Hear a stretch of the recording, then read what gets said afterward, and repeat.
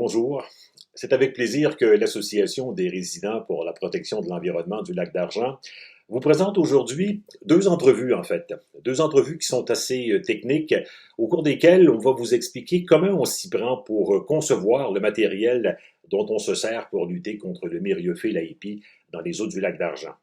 Ceux qui nous connaissent savent déjà qu'il y a des documents vidéo qui existent sur notre site web, des documents qui illustrent de façon très éloquente comment on installe nos toiles avec l'aide de notre ponton spécialement aménagé pour ce genre d'opération. Mais là, ce que je vous propose aujourd'hui, c'est vraiment deux entrevues qui vont porter sur l'aspect technique de la chose. Quels sont les équipements dont on sert? Quelle est la table de travail? Comment elle a été conçue? Quelles sont les machines qu'on utilise pour coudre nos toiles? Et il y aura une deuxième vidéo qui va porter de façon plus spécifique sur les toiles comme telles. Lesquelles faut-il choisir?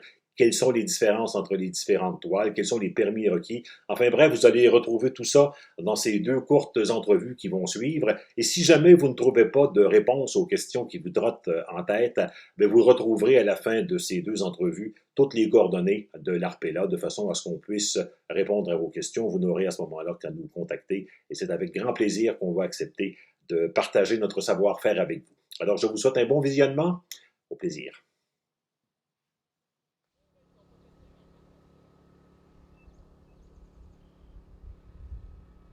Oui, en fait, la table a été faite spécifiquement pour s'adapter à la couture qu'on avait besoin pour confectionner les toiles.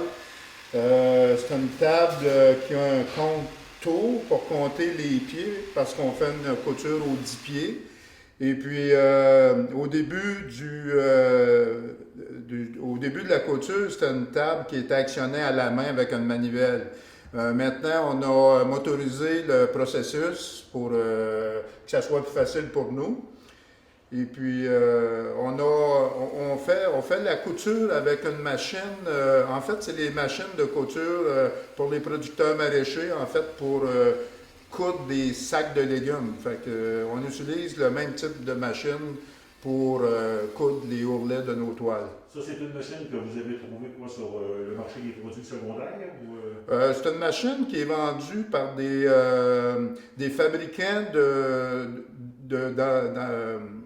boîtes et de sacs de maraîchers. C'est la machine qui sert à coudre les sacs, en fait. OK. Et ça, c'est de seconde main que vous avez fait? Oui, c'est acheté de seconde main. C'est une machine reconditionnée. OK.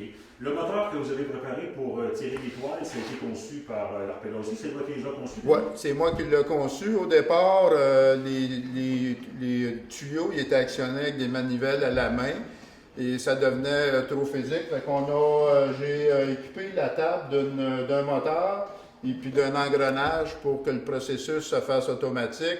On a une boîte de contrôle qui peut varier la vitesse de rotation, de même qu'une renverse si on veut reculer.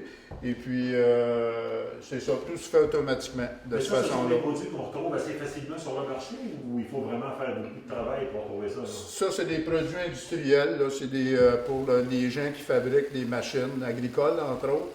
Et puis, ça existe dans l'industrie aussi.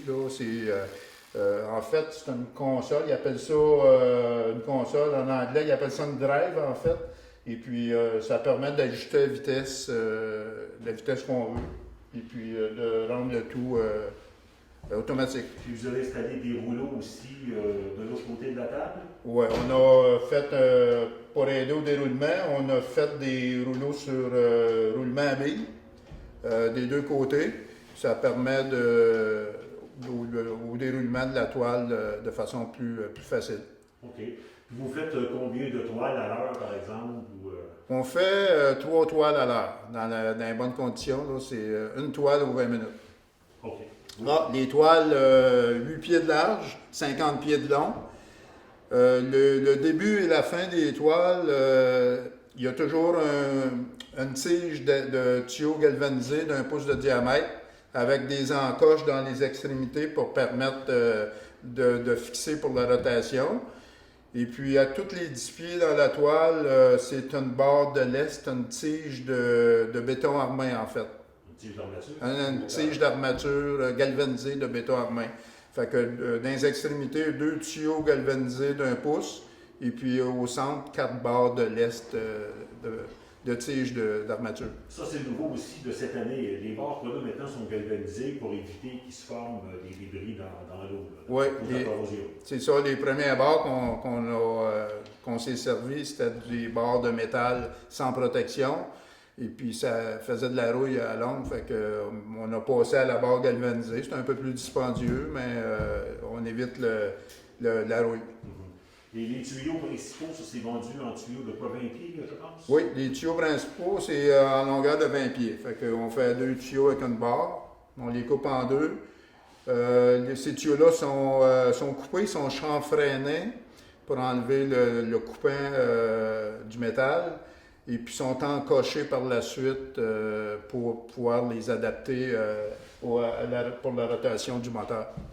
Alors que les petites tiges sont de la dimension de la voie. Oui, cette année, on les a commandées la longueur pré-coupée, la longueur qu'on voulait. Et l'idée de ces petites tiges-là, évidemment, c'est de faire en sorte qu'il y ait du poids sur les toiles quand on les dépose dans le fond. Pour permettre d'écraser la médiophylle, pour que ça cale bien dans le fond de l'eau. Alors Raymond, parle-nous d'abord un peu des toiles qu'on utilise à l'Arpel. On a changé de toile cette année, mais la première qu'on a utilisée, qu'est-ce qu'elle avait de particulier? Elle avait comme particularité qu'elle était conçue pour ça. Ça s'appelait de l'Aquastring. Puis c'était une toile qui était faite pour déposer soit à l'extérieur ou à l'intérieur pour écraser la végétation. Les premières toiles, c'était les Aquascreen qu'on prenait, qu'on travaillait de la même façon qu'on travaille aujourd'hui, et puis qu'on déposait au fond de l'eau par-dessus la végétation aquatique pour tuer les plantes envahissantes. Et ça, ce sont des toiles qui ont quand même une assez bonne espérance de vie. Là. Ils ont une espérance de vie de 10 ans selon les fabricants. Donc on va voir l'usage. Il y en a, c'est la 3e année qu'on pose. Et cette année, on a utilisé une toile qui était un peu différente. C'est ça. Cette année, ça c'était le genre de toile qu'on utilisait. Et puis cette année, on a utilisé celle-ci. Ça a créé un problème pour la simple et bonne raison que celle-ci est comme caoutchoutée. Il y a comme un caoutchouc par-dessus.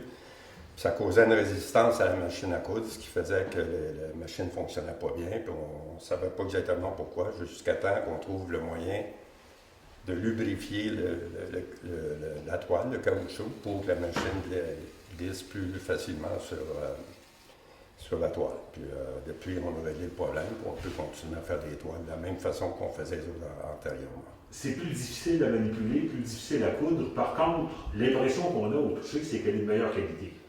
Au niveau de la résistance, c'est clair que d'un visu, on voit qu'elle va être plus résistante que l'autre. Puis à la déchirure, à tout ça. Le nombre d'années, on verra l'usage. On ne sait pas exactement le nombre d'années la différence qu'il peut y avoir entre les deux toiles, mais on pose les deux, on va voir avec le nombre d'années. Et ce sont des toiles qui sont faciles à trouver sur le marché? Relativement, oui, sauf que c'est des toiles spécialisées, donc c'est des endroits spécialisés qui les vendent. On peut en trouver à certains endroits. L'Aquascreen est plus spécifique parce qu'il y a un seul dépositaire d'Aquascreen. C'est une toile qui est fabriquée aux États-Unis, mais il y a quelqu'un qui a le monopole de la vente. Et il est important de se renseigner avant d'acheter des toiles parce que le ministère de l'Environnement n'accepte pas n'importe quoi. Là. Non, le ministère d'Environnement acceptait l'Aquascreen, mais depuis, il y a d'autres toiles qui ont pu se qualifier aussi, là, en autant qu'ils ont les mêmes données au départ.